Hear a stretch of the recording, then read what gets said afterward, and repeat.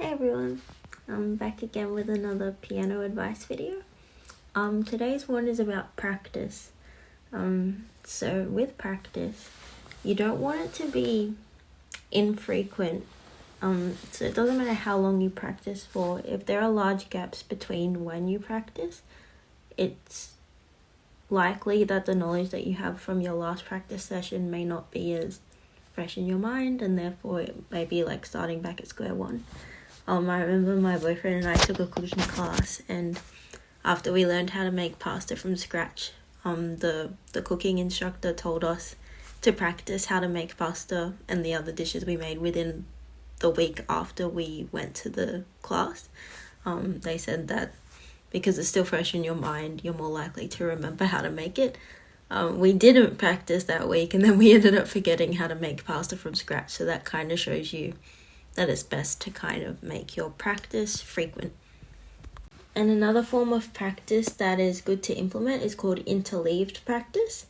There was a professor and clarinetist who said that the brain pays attention to change, not repetition.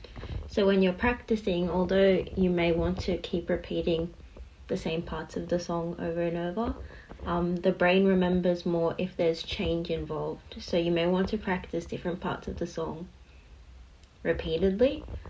So in each practice session, you'll spend a small amount of time on each section and then repeat that, instead of repeating the section you may be stuck on over and over again. So an example I can give, and probably the hardest song I had to learn, was Bohemian Rhapsody.